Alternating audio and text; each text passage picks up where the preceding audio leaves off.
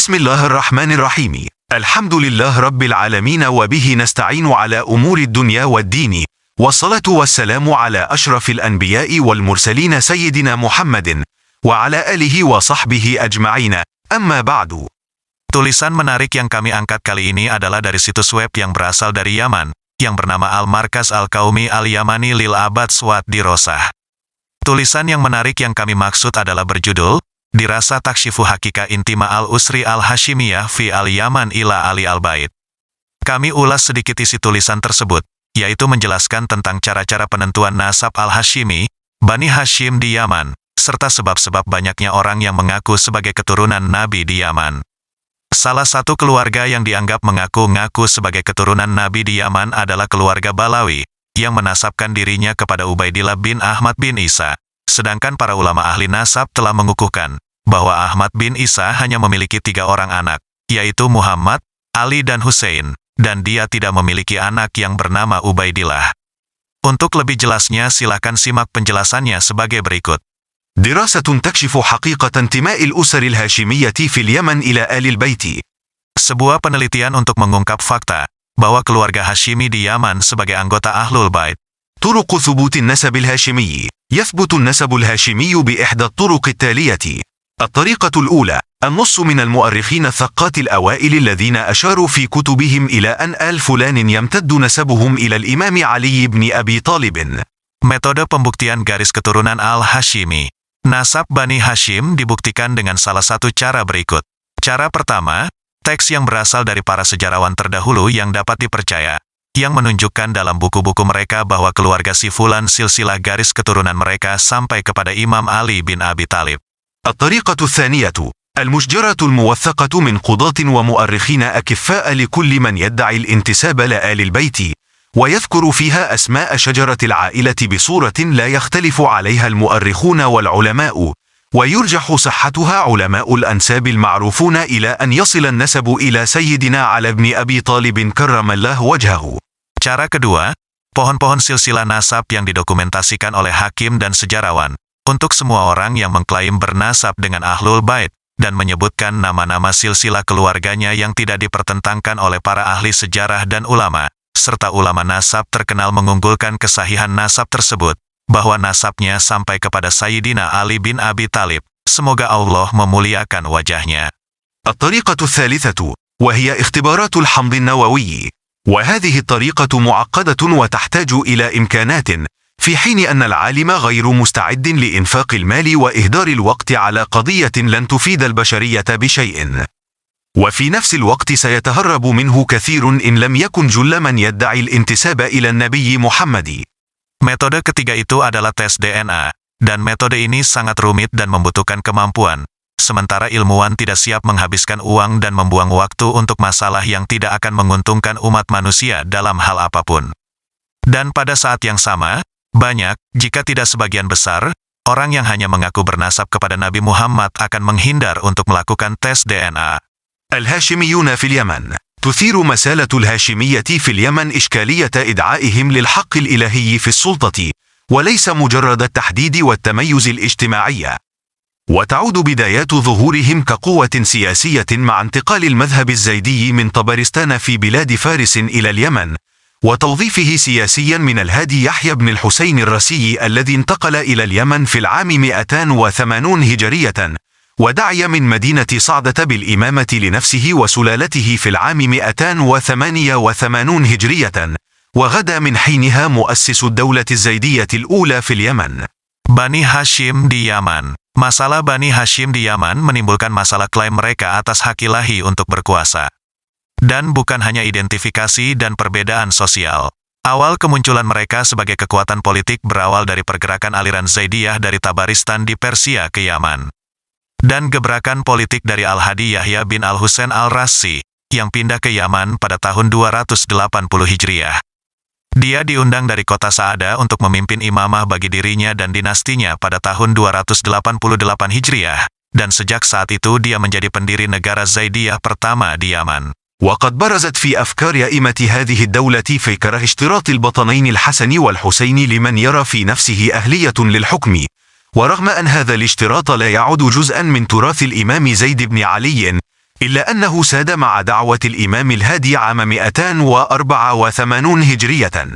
Dalam pemikiran para imam negara ini, muncul gagasan penetapan dua keturunan, yaitu Hasan dan Al-Husain, bagi siapapun yang menganggap dirinya memenuhi syarat untuk memerintah, dan meskipun kondisi ini tidak dianggap sebagai bagian dari warisan Imam Zaid bin Ali, ia memang Said berdasar seruan Imam Al-Hadi pada tahun 284 Hijriah. ويتمسك بهذه الفكرة ويروج لها التيار المتطرف في المذهب الهادوي الزيدي، وهو التيار الجارودي الذي يربط الحكم بالسلالة، ويشترط إقرار المسلم بحق الهاشميين في الحكم، وأبرز رموزه يحيى بن حمزة الذي اختصر مفهومه للزيدية السياسية بتعريفه للزيدي بأنه من كان على عقيدته في الديانة والقول بالمسائل الإلهية والقول بالحكمة والاعتراف بالوعد والوعيد، وحصر الإمامة في الفرقة الفاطمية، والنص في الإمامة على الثلاثة الذين هم علي وولداه، فمن كان مقرا في هذه الأصول فهو زيدي. Gagasan ini dianut dan dipromosikan oleh aliran ekstremis dalam aliran pemikiran Hadawi Zaidi, yaitu gerakan Jarudi yang menghubungkan pemerintahan dengan dinasti, dan mewajibkan umat Islam untuk mengakui hak Bani Hashim untuk memerintah. Adalah Yahya bin Hamzah, yang merangkum konsep Zaidisme politiknya dengan mendefinisikan Zaidi sebagai orang yang berpegang teguh pada keyakinannya pada agama dan perkataan masalah-masalah ketuhanan dan perkataan tentang kebijaksanaan, dan mengakui janji dan ancaman. Dia membatasi imamah pada sekte Fatimiyah, dan teks imamah pada 3 orang yaitu Ali dan kedua putranya. Barang siapa mengikrari prinsip-prinsip ini adalah seorang Zaidi. ولتثبيت هذا الاعتقاد قام يحيى بن حمزة بمهاجمة كل من لا يعتقد بمفهومه للزيدية، ومنهم أتباع تيار المطرفية، وهو أحد تيارات المذهب الزيدي الذين تعرضوا لملاحقات وتصفيات دموية، ووصفهم بأشد صفات الانحراف والزندقة، بسبب أن المطرفية لا تقر بحصر حق الولاية في أبناء الإمام علي. Untuk menetapkan dan menancapkan keyakinan ini, Yahya bin Hamzah menyerang semua orang yang tidak percaya pada konsepnya tentang Zaidisme, termasuk para pengikut gerakan Mutarifiyah, yang merupakan salah satu aliran sekte Zaidi, yang menjadi sasaran penganiayaan dan pembantaian berdarah, dan menggambarkan mereka sebagai aliran yang paling sesat dan zindik, karena Mutarifiyah tidak mengenal pembatasan hak perwalian kepada anak-anak Imam Ali as. وقد قامت دولة الإمامة الجارودية في اليمن في حقبتين زمنيتين مختلفتين، فظهرت الدولة الأولى في عهد الإمام القاسم بن محمد، واستمرت منذ العام 1006 هجرية سالب 1598، وحتى مجيء العثمانيين للمرة الثالثة إلى اليمن في النصف الثاني من القرن التاسع عشر، ودولة الأئمة الثانية التي ظهرت مع حكم الإمام يحيى بن محمد حميد الدين من نسل الأسرة القاسمية، واستمرت 44 عاما حتى قيام الثورة اليمنية عام 1962. Negara Imamah Jarudian didirikan di Yaman dalam 2 periode waktu yang berbeda, sehingga negara pertama muncul pada masa pemerintahan Imam Al-Qasim bin Muhammad, dan itu berlangsung dari tahun 1006 Hijriah atau 1598 Masehi, sampai munculnya Kesultanan Ottoman untuk ketiga kalinya ke Yaman pada paruh kedua abad ke-19. Dan negara imamah kedua yang muncul dengan pemerintahan Imam Yahya bin Muhammad Hamid al-Din, adalah keturunan dari keluarga Qasimi, yang berlangsung selama 44 tahun hingga revolusi Yaman pada tahun 1962. ورغم أن الظروف في اليمن لم تعد مواتية لإحياء الدولة الثالثة التي تسعى جماعة الحوثي لإحيائها، إلا أنها تحاول صبغ النظام الجمهوري بالأفكار التمييزية للفكر الجارودي من خلال تمجيد الجماعة للمكون الهاشمي على حساب بقية مكونات المجتمع اليمني، واحتكار مقدرات الجمهورية ليستأثر بها الهاشميون بهدف تمكينهم من السيطرة على النظام بما يجعلهم الفاعل الوحيد فيه. Meskipun kondisi di Yaman tidak lagi kondusif untuk menghidupkan kembali negara imamah yang ketiga, yang ingin dihidupkan kembali oleh kelompok Houthi, ia mencoba untuk mengilhami sistem republik dengan ide-ide diskriminatif pemikiran Jarudi, melalui pemuliaan kelompok terhadap komponen Bani Hashim, dengan mengorbankan kelompok komponen masyarakat Yaman lainnya, dan memonopoli kemampuan republik untuk dimonopoli oleh Bani Hashim, untuk memungkinkan mereka mengendalikan sistem yang menjadikan mereka satu-satunya aktor di dalamnya. وخلال المراحل الزمنية منذ ظهور دولتي الزيدية الجارودية وحتى الآن، ظهر كثير من الأدعياء بانتمائهم الهاشمي للاستفادة من مزايا هذا الانتماء، فظهرت العديد من العائلات مجهولة النسب التي ادعت الانتساب إلى آل البيت دون أن تكون هناك فرصة أمام المجتمع للتأكد من أصولهم. Dan selama tahapan waktu sejak munculnya negara Zaidi Jarudi sampai sekarang, banyak orang yang mengaku keturunan Bani Hashim, mereka muncul untuk mendapatkan keuntungan dari pengakuan ini. Muncul banyak keluarga dari keturunan yang tidak diketahui nasabnya, yang mengaku bernasab kepada Ahl al-Bait, tanpa ada kesempatan bagi imam dari komunitas tersebut untuk memastikan asal-usul mereka. أسباب انتشار الإدعاء بالانتماء إلى آل البيت: الجهل والفقر. كان لانتشار الجهل في أوساط اليمنيين خلال حكم الأئمة الذين اعتمدوا استراتيجية تجهيل العامة للإبقاء على تميزهم التعليمي دور في ادعاء الكثير بنسبه الهاشمي في ظل عدم قدرة المجتمع على التحقق من أصول كثير ممن ادعوا هذا النسب. Alasan penyebaran klaim bernasab Ahlul Bait: kebodohan dan kemiskinan. Penyebaran ketidaktahuan di antara orang-orang Yaman selama pemerintahan para imam, yang mengadopsi strategi umum ketidaktahuan untuk mempertahankan perbedaan pendidikan mereka, berperan dalam banyak klaim garis keturunan Bani Hashim, mengingat ketidakmampuan masyarakat untuk memverifikasi asal-usul banyak dari mereka yang mengklaim pada garis keturunan ini. وما يعزز هذا الطرح أن كثير من مدعي الانتساب إلى الأصل الهاشمي في اليمن لم يعلنوا هذا النسب في المناطق الحضرية المدن، بل أعلنوا انتسابهم لآل البيت من مناطق هامشية يعاني سكانها من الجهل والفقر مثل أرياف محافظات صعده وحجه وعمران وصنعاء والقرى البعيدة في تعز وحضرموت ومناطق الساحل الفقيرة التي تكون بعيدة عن المدن الحضرية مثل مدن صنعاء وتعز وعدن التي لم تظهر بين سكانها دعاوى الانتساب للهاشمية. نظرا لسهولة كشف زيف مثل هذه الإدعاءات. Yang memperkuat argumen ini adalah bahwa banyak dari mereka yang mengaku bernasab dengan keturunan Bani Hashim di Yaman tidak menyatakan silsilah ini di daerah perkotaan, melainkan mereka menyatakan bernasab pada Ahlul Bait di daerah-daerah marginal yang penduduknya menderita kebodohan dan kemiskinan, seperti pedesaan di kegubernuran Saada, Hajah, Amran, Samaa, dan desa-desa terpencil di Taiz, Hadramaut, dan daerah lainnya. Dan daerah pesisir miskin yang jauh dari kota perkotaan, seperti kota Samaa, Taiz dan Aden, yang penduduknya tidak memiliki klaim bernasab dengan Bani Hashim, karena mudahnya mengungkap kepalsuan klaim tersebut. ونظرا لرفض المجتمعات المحلية إدماجهم ضمن مكونات القبلية، فقد تسمى البعض منهم بأسماء المناطق التي قدموا منها: بيت الكحلاني وبيت الشرفي وبيت الأهنومي وبيت المداني وبيت الحوثي وبيت الشهاري وبيت الصعدي وواو. Dan karena penolakan masyarakat setempat untuk mengintegrasikan mereka ke dalam komponen suku, beberapa di antaranya dinamai menurut daerah asal mereka: Beit al-Kahlani, Beit al-Sarfi, Beit al-Anoumi, Beit al-Madani, Beit al-Houthi, Beit al-Sahari, Beit al-Sadi, dan. كما أن حالة الفقر التي عانى منها اليمنيون قبل ثورة 26 من سبتمبر جعلت البعض ممن يستطيع القراءة والكتابة أن يدعي أنه من آل البيت بغض النظر عن أصله ليضمن الحصول على المسكن والمأكل مقابل تدريس القرآن للصغار. Selain itu, kondisi kemiskinan yang dialami warga Yaman sebelum revolusi tanggal 26 September membuat sebagian orang yang bisa membaca dan menulis mengklaim bahwa mereka berasal dari Ahl al-Bait, terlepas dari asal mereka, untuk menjamin akses perumahan dan makanan di pertukaran untuk mengajarkan Al-Quran kepada anak-anak. العزلة. أدت حالة العزلة التي عاشها المجتمع اليمني وضعف التواصل بين أبناء المناطق المختلفة إلى صعوبة في معرفة أخبار المناطق على مستوى المحافظة الواحدة. المحافظة حاليا كانت في السابق تسمى لواء، مما أدى إلى قيام بعض القتلة والمجرمين الهاربين من مناطقهم لا مناطق جديدة إلى الإدعاء بانتسابهم لآل البيت، حتى يقطعوا على الآخرين السؤال عن أصولهم القبلية في مناطقهم الأصلية ومعرفة خلفياتهم الإجرامية.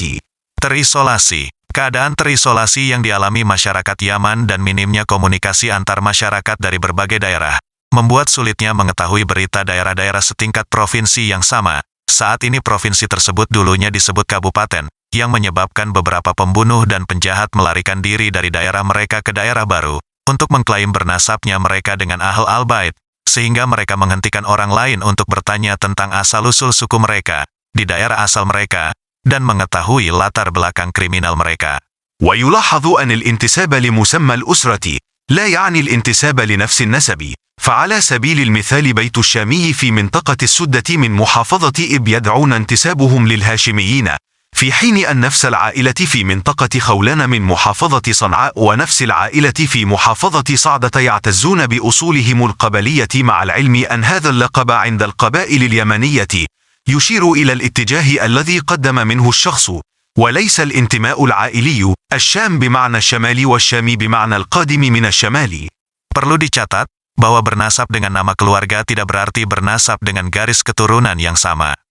Misalnya, keluarga Sami di wilayah Al-Sidah di Kegubernuran Ib mengklaim bernasabnya mereka dengan Bani Hashim, sementara keluarga yang sama di wilayah Haulan di Kegubernuran Samaa dan keluarga yang sama di Kegubernuran Saada, mereka bangga dengan asal-usul suku mereka, disertai tahunya mereka bahwa gelar ini di antara suku-suku Yaman menunjukkan arah dari mana orang tersebut berasal, dan bukan nasab keluarga.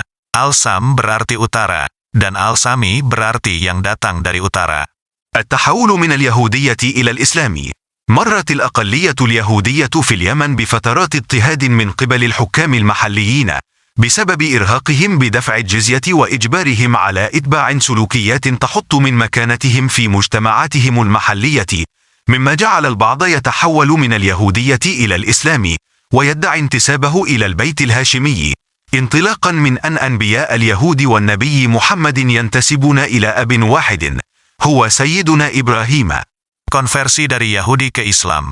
Minoritas Yahudi di Yaman mengalami masa-masa penganiayaan oleh penguasa lokal, karena kelelahan dengan membayar upeti dan memaksa mereka untuk mengikuti perilaku yang merendahkan status mereka di komunitas lokal mereka, yang membuat sebagian orang berpindah dari Yahudi ke Islam, dan mengklaim bernasab dengan keluarga Bani Hashim, atas dasar bahwa para nabi Yahudi dan Nabi Muhammad bernasab pada satu ayah, yaitu Nabi Ibrahim. ولمواجهة رفض المجتمعات لهم، فقد انتحلوا صفات لألقابهم للتغطية على أصولهم غير المعروفة. بيت العماد على سبيل المثال، العماد لقب لمن ليس له لقب، أو الانتساب إلى أحد أبناء سيدنا إبراهيم عليه السلام. بيت إسحاق الذين أسلموا وتلقبوا باسم جد بني إسرائيل، وبيت يعقوب وهكذا. Untuk menghadapi penolakan masyarakat terhadap mereka, mereka menggunakan kata sifat untuk nama keluarga mereka, untuk menutupi asal-usul mereka yang tidak diketahui. Bait al-Imad misalnya, Imad adalah gelar bagi mereka yang tidak memiliki gelar, atau bernasab pada salah satu putra Nabi Abraham. Bait Ishak, yang masuk Islam dan disebut nama kakek dari anak Israel, Bait Yakub, dan seterusnya. إدعاء بقايا الفرس انتسابهم للنبي. ظهرت الكثير من الأسر الفارسية في اليمن التي ادعت انتماءها إلى الهاشمية بالاستناد إلى أمرين. Klaim orang Persia bernasab kepada Nabi. Banyak keluarga Persia muncul di Yaman, mengklaim bernasabnya mereka keluarga Bani Hashim berdasarkan dua hal. الأمر الأول حديث النبي للصحابي سلمان الفارسي: سلمان منا آل البيت، والذي كان الهدف منه إلغاء الفوارق الطبقية والعائلية بين المسلمين في مجتمع المدينة، وإذابة العصبية التي كانت ملازمة للعرب وسببا في تعاليهم على غيرهم. Pertama, hadis Nabi kepada sahabat Salman Al-Farsi. Salman adalah di antara kita Ahl al-Bait, yang tujuannya adalah untuk menghapus perbedaan kelas dan keluarga antara Muslim dalam masyarakat Madinah, dan untuk menghilangkan kegugupan yang melekat pada orang Arab, dan alasan transendensi mereka atas orang lain. واستنادا لهذا الحديث، فقد ادعت عائلات معروفة بأصولها الفارسية في اليمن إنها من آل البيت، رغم أن وجودهم إما مرتبط بالاحتلال الفارسي لليمن قبل الإسلام، أو أنهم جزء من الفرس الذين جاءوا مع الإمام الهادي الرسي عند وصوله اليمن. بيت الديلمي على سبيل المثال، الذين ينتمون إلى منطقة الديلم في إيران، وبيت الوزير، بل إن الهادي نفسه لم يكن يمنيا، بل قدم إلى اليمن من منطقة الرس في إيران. Berdasarkan hadis ini, keluarga-keluarga yang diketahui berasal dari Persia di Yaman mengklaim bahwa mereka berasal dari Ahl al-Bait, meskipun keberadaan mereka terkait dengan pendudukan Persia di Yaman sebelum Islam, atau mereka adalah bagian dari orang Persia yang datang bersama Imam Hadi al-Rusi ketika tiba di Yaman. Bait Dailam, misalnya, yang termasuk wilayah Dailam di Iran, dan Bait Al-Wazir. Sebenarnya Al-Hadi sendiri bukan orang Yaman, tetapi datang ke Yaman dari Al-Ras wilayah di Iran. الأمر الثاني أن العائلات الفارسية تعتقد بانتسابها للهاشميين انطلاقا من زواج الحسين بن علي بامرأة فارسية هي شاهزناه بنت يزدجر، والتي يعتبرها الشيعة أما لكل أئمة المذهب الاثني عشرية، وهو ما جعل البعض يقول أن الفرس الشيعة يحبون آل بيت كسرى جد الأئمة الاثني عشر، وليس النبي محمد جد الحسين بن علي. Hal kedua, bahwa keluarga Persia meyakini bernasabnya mereka kepada Bani Hashim, berdasarkan pernikahan Husain bin Ali dengan seorang wanita Persia, Sazanah bin Yasjar, yang oleh kaum Syiah dianggap sebagai ibu dari semua imam sekte 12, yang membuat beberapa orang mengatakan bahwa orang Persia Syiah mencintai keluarga Kisra, kakek dari 12 imam, dan bukan Nabi Muhammad, kakek dari Husain bin Ali.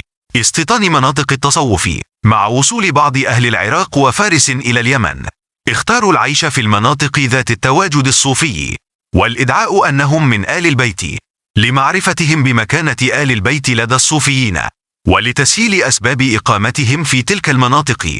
فبيت الأهدل في تهامة ينسبون أنفسهم إلى عون بن الحسن بن الحسين بن زين العابدين علي بن الحسين، رغم أن علماء الأنساب يؤكدون إنه لم يكن للإمام الحسن بن الحسين بن يدعى عون.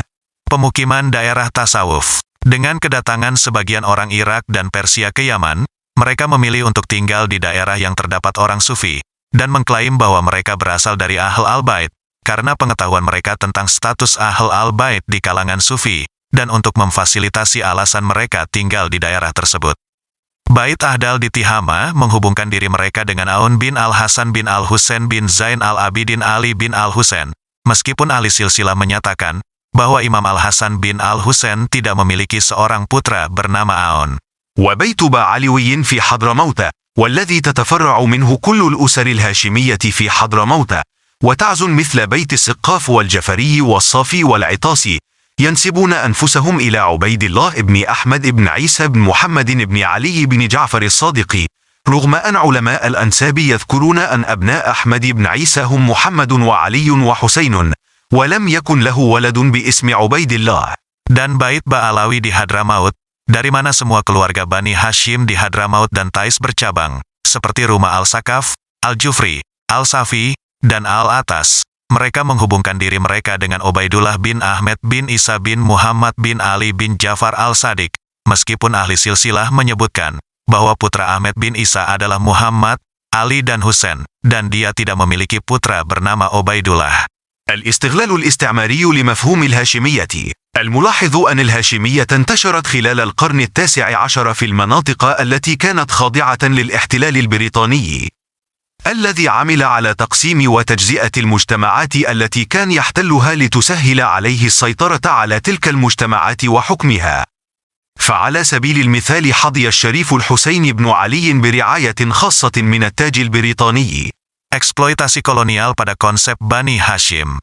Dapat dilihat bahwa Bani Hashim menyebar selama abad ke-19 di daerah-daerah yang dikuasai Inggris, yang bekerja untuk memecah belah masyarakat yang didudukinya, agar lebih mudah baginya untuk mengontrol dan memerintah masyarakat tersebut dan aturannya, maka Al-Husain bin Ali menerima perlindungan khusus dari kerajaan Inggris.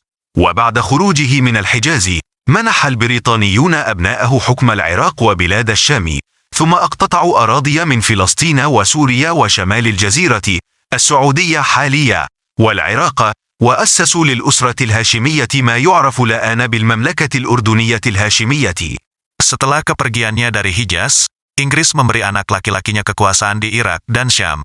Kemudian mereka mengukir tanah dari Palestina, Suriah, Al-Jazirah Utara, sekarang Arab Saudi, dan Irak, dan mendirikan keluarga Bani Hashim yang sekarang dikenal sebagai Kerajaan Al-Hashimi Yordania. وقد كتب السيد هوارد جونز الوزير المفوض الإنجليزي إلى وزارة الخارجية البريطانية في القرن التاسع عشر: يجب أن نرسل عدد من السادة أصحاب العمائم السوداء والآيات والملال والدراويش من الهند إلى المراكز الدينية للشيعة وأماكنهم المقدسة التي يتبركون بها، لتدير بالتدريج هذه الطبقة كما نريد. وهذه السياسة نجحت في ربط الخميني مثلا بالنسب الهاشمي، رغم أنه من أصول هندية فوالده قدم من الهند، وكان يحمل اسم سبينك قبل أن يكنى بمصطفى، وظل شقيقه محتفظا باسمه الهندي. Tuan Howard Jones, menteri berkuasa penuh Inggris, menulis kepada kantor luar negeri Inggris pada abad ke-19, kita harus mengirim sejumlah pria, pemilik sorban hitam, syair, mullah, dan darwis dari India ke pusat-pusat keagamaan di kaum Syiah dan tempat-tempat sucinya yang mereka mohonkan restunya, untuk secara bertahap mengelola kelas ini seperti yang kita inginkan. Dan politik ini berhasil menghubungkan Khomeini, misalnya, dengan garis keturunan Bani Hashim, meskipun dia berasal dari India, seperti ayahnya yang berasal dari India, dan menyandang nama Spinka sebelum dia disebut Mustafa. Dan saudaranya tetap mempertahankan nama Indianya,